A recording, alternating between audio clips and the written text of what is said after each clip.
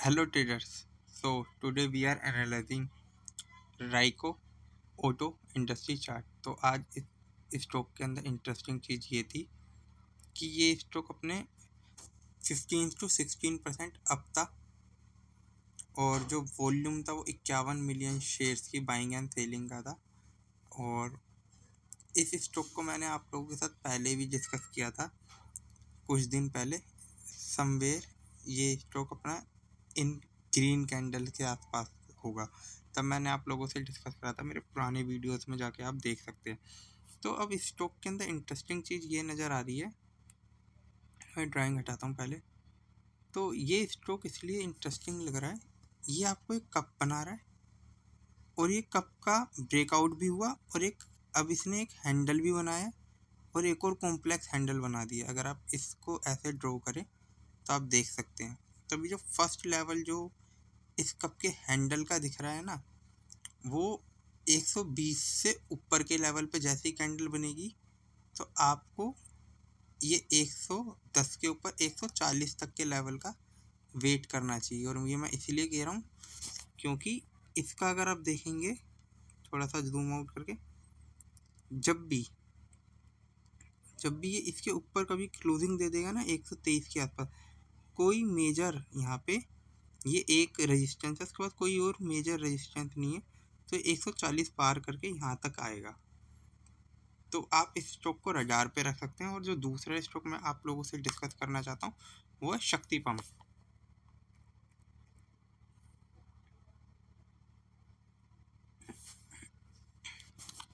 अगर आप शक्ति पंप को देखेंगे, पुरानी ड्राइंग हटाता हूँ। अगर आप शक्ति पंप को देखेंगे तो इसके अंदर भी आज सेम वही चीज़ है। एक हाई वॉल्यूम के साथ 22 मिलियन शेयर्स की बाइंग एंड सेलिंग के साथ स्टॉक 14% अप था।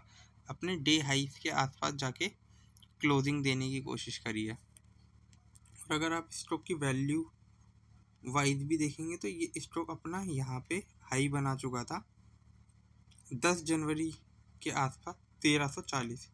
अब 1340 का स्टॉक अगर आप देखना चाहें यहाँ से गिरते गिरते 52% के डिस्काउंट पे अवेलेबल है। और जिस तरीके के इनको ऑर्डर मिलते हैं या और बाकी चीज़ें हैं, जैसे पंप की डिमांड आती है, अगर आप इसको अपने पुराने हाई तक के लिए भी अगर कैरी करें तो आपका पैसा 111 गुना 112 गुना होने का पोटेंशियल लगता है। तो ये सब इन स्टॉक को आप रडार पे रख सकते हैं। बट हाँ, अगर थोड़े छोटे टाइम फ्रेम के लिए देखूं तो इस स्टॉक के अंदर कोई मेजर रेजिस्टेंस अभी यहाँ पे कहीं नज़र नहीं आता है, समवेयर यहाँ तक। तो इस स्टॉक के अंदर 764 तक के लेवल आ सकते हैं फर्स्ट, उसके बाद देखते हैं आगे क्या होता है। और जो अगला स्टॉक मैं आप लोगों के साथ डिस्कस करना चाहता हूँ उसका नाम है इरकॉन इंटरनेशनल।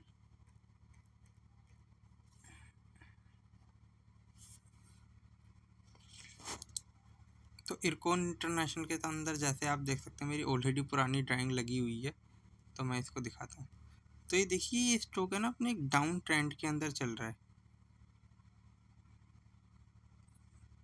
तो ये क्या है, यहाँ पे एक रैली सी दी थी इतनी बड़ी सी, फिर अब ये यहाँ पे एक बार टच करता है फिर ऊपर जाता है, फिर इसने लगभग यहाँ पे कहीं टच करने की कोशिश करी, ये ऊपर जा रहा है। तो जैसे ही ये अपना 160 के बाहर इस पैटर्न के बाहर निकलने की कोशिश करेगा तो एक अच्छी रैली के लिए जाएगा। तो इसीलिए, और इसके अंदर आज वॉल्यूम भी अच्छा था। अगर आप इसके अंदर देखें 11 मिलियन शेयर्स की बाइंग एंड के आसपास था और स्टॉक अप जाने के लिए रेडी है। और अगर ये गया तो आप यकीन मानिए इसके अंदर एक अच्छे टारगेट आएंगे, 210 भी पार हो सकता है, मुझे ऐसा लगता है। अगर मैं इसकी ड्राइंग को हटाऊं, अब अगर मैं देखूं तो स्टॉक डाउन ट्रेजेक्ट्री से अपने यहाँ के बॉटम से अब रैली देने के लिए तैयार है। तो 200 210 तक के लेवल आसानी से अभी यहाँ पे देखा जाए तो एक ये रेजिस्टेंस है 165 के आसपास या 160 के आसपास। अगर ये क्लियर होता है तो जैसे आप देख सकते हैं ये इकट्ठी लगातार ग्रीन कैंडल है यहाँ पे 3 6 7, तो आप यहाँ से देख सकते हैं। तो इसको आप कंसीडर कर सकते हैं। और अगला स्टॉक मैं आप लोगों से डिस्कस करना चाहूँगा वो डिक्सन टेक्नोलॉजी।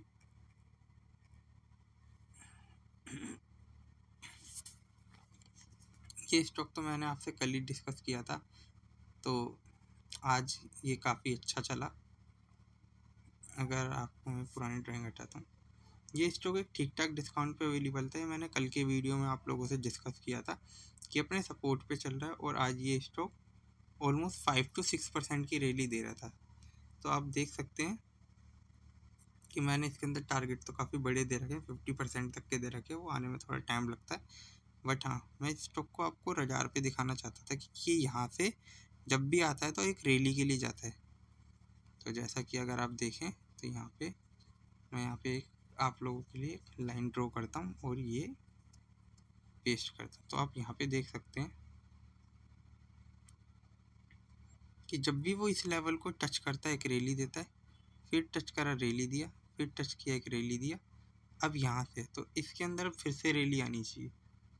तो इस स्टॉक को आप रडार पे रखिए। और जो अगला है, दोबारा मैं आप लोगों से एक स्टॉक डिस्कस करना चाहूँगा, वो है नियोजन केमिकल।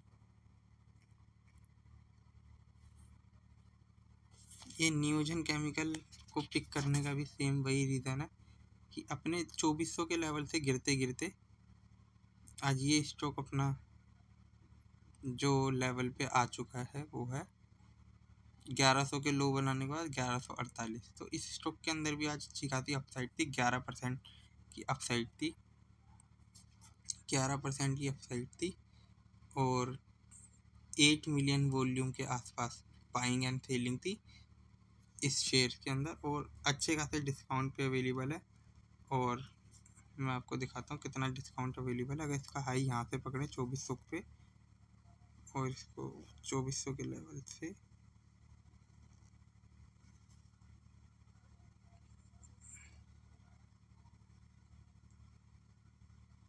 तो ये स्टॉक 53% के डिस्काउंट पे अवेलेबल है।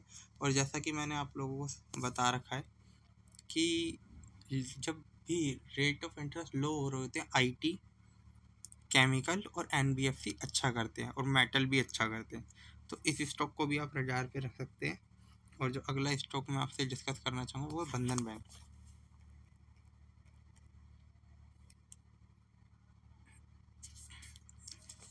ये बंधन बैंक का जो चार्ट है ना, मैंने आपसे मंगलवार को इस वाली कैंडल पे आपसे डिस्कस किया था कि एक अच्छी खासी बाइंग आई है यहाँ पे, वॉल्यूम भी ठीक ठाक है। तो उसके अगले दिन भी अगर आप पिक करते तो आज की जो रैली थी ना इसके अंदर 3% की, तो आप उसको कैप्चर कर पाते। 3% भी कम नहीं होता है, सिर्फ एक ट्रेड के अंदर 3% बनाना भी बहुत अच्छी बात होती है। तो इसके अंदर भी एक अच्छे लेवल आ सकते हैं, क्योंकि अपने सपोर्ट के लेवल से रैली के लिए जा सकता है। तो जैसे मैंने पीछे भी दिखाया था कि एक बार टच करता है ऊपर गया था, अब ये दूसरी बार, तो हाँ यहाँ तक तो आएगा ही। कोई सपोर्ट और रेजिस्टेंस नहीं, 160 तक के लेवल ओपन है, ईजिली आना चाहिए। और जो अगला स्टॉक मैं आप लोगों से डिस्कस करना चाहूँगा वो है नेटवेब टेक्नोलॉजी।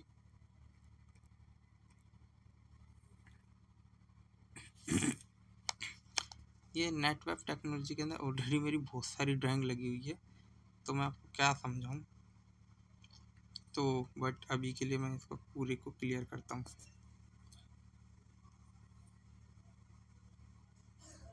ये मुझे पुरानी ड्राइंग हटाने में टाइम जा रहा है, बट हाँ देखिए, ये स्टॉक लगभग जब रैली दिया था ना, 113% की रैली दिया था, मतलब पैसे को दूना कर दिया था थोड़े से टाइम फ्रेम के। अब आज स्टॉक को देखेंगे यहाँ पे, ये अपना 28% डाउन चल रहा है, और कंपनी ठीक ठाक है। तो अभी जो इसके टारगेट निकलते हैं ना यहाँ पे, कोई भी ये अपना आसानी से 3500 तक के लेवल पे आ जाना चाहिए। और मैं भी यहाँ पे कोई रेजिस्टेंस नहीं है, तो ये यहाँ तक भी आ सकता है 3800 के लेवल पे, यहाँ तक ये इसने यहाँ। तो इस स्टॉक को आपको रडार पे रखना चाहिए सीरियसली। और जो लेवल बता रहा हूँ कहीं पे 3500 3700, उनका थोड़ा ध्यान रखिए। मैं कोई सेबी रजिस्टर्ड एनालिस्ट नहीं हूँ, बट मैं अपना ट्रेडिंग का एक्सपीरियंस आप लोगों से शेयर कर रहा हूँ। तो जो भी स्टॉक डिस्कस किया उनमें मेरी पोजीशन भी हो सकती है, और कोई बाइंग और सेलिंग रिकमेंडेशन नहीं है। Thank you for watching me. Channel को लाइक करें, सब्सक्राइब करें। Sanam trading. Thank you, bye.